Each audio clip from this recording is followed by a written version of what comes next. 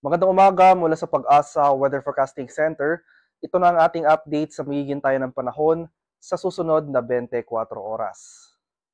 Patuloy ang epekto ng northeast monsoon o hanging amihan sa malaking bahagi ng Hilaga at gitnang Luzon. Samantalang ito namang easterlies o yung mainit na hangin galing sa Karakatang Pasipiko ang nakakaapekto sa nalalabing bahagi ng ating bansa. Kaya makaranas pa rin tayo ng mga kaulapan at pag-ulan sa extreme northern Luzon. Samantalang mas maaliwalas sa panahon na ating inaasahan for the next 24 hours na nalalabing bahagi ng ating bansa. May tsansa pa rin ng mga thunderstorms sa bahagi ng Visayas, Mindanao, pati na rin sa mga areas ng southern Luzon. At for Metro Manila and the rest of Luzon, may tsansa naman tayo ng mga light rains o dagli ang pag-ambon na dala ng amihan. Sa kasalukuyan, wala rin tayong binabantayang low pressure area o sama ng panahon na maaaring makaapekto sa ating bansa sa mga susunod na araw. At para naman sa magiging lagay ng ating panahon ngayong araw dito sa Luzon, sa bahagi ng Batanes at Babuyan Islands, makakaranas pa rin tayo ng mga kaulapan at mataas sa tsansa ng pag-ulan na dala ng northeast monsoon o hanging amihan.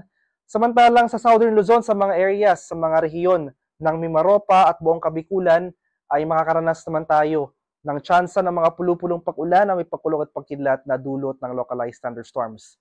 Metro Manila and the rest of Luzon, may chance naman tayo ng mga dagli ang pag-ambon na dala ng amihan.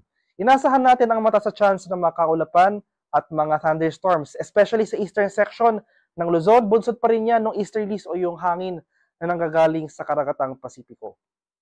Sa bahagi naman ng Visayas at Mindanao, asahan pa rin natin magpapatuloy itong generally fair weather conditions at mataas rin yung chance ng mga thunderstorms, especially sa eastern section ng Visayas at Mindanao areas o sa mga rehiyon po ng Eastern Visayas, Caraga at Davao Region. Asahan natin pagsapit ng tanghali, posibleng mamuo yung mga kaulapan at babagsak yung mga malalakas na buhos ng ulan. Panandalian lamang yung mga pag-ulan na ito pagsapit ng hapon hanggang sa gabi.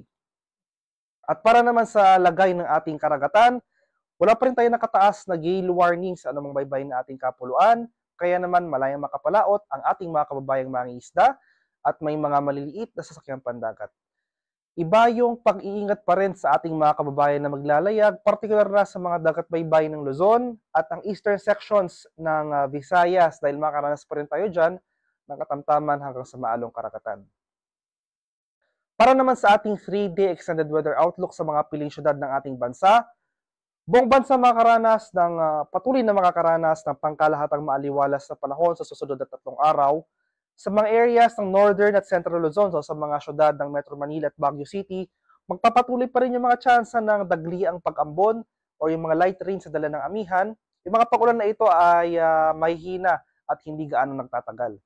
Samantalang sa nalalabing bahagi ng ating bansa, so sa malaking bahagi ng Kabikulan, buong Visayas at buong Mindanao, magpapatuloy naman yung mga tsansa ng thunderstorms, especially nga sa hapon hanggang sa gabi. Sa kasalukuyan wala nga rin tayo binabantay low pressure area kaya magpapatuloy itong magandang panahon for the next 3 days. So sa araw ng Sabado at Linggo hanggang sa unang araw ng taong 2024, asan pa rin natin na magpapatuloy itong generally fair weather conditions. Ang haring araw dito sa Kamaynilaan ay sisikat mamayang 6:20 ng umaga at tulubog naman mamaya sa ganap na 5:36 ng hapon.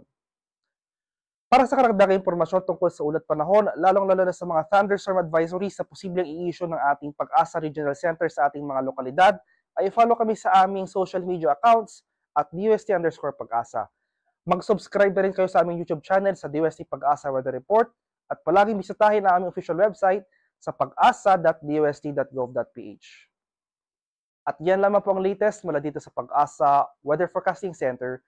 Magandang umaga sa ating lahat. Ako po si Dano Villamil Lagulat.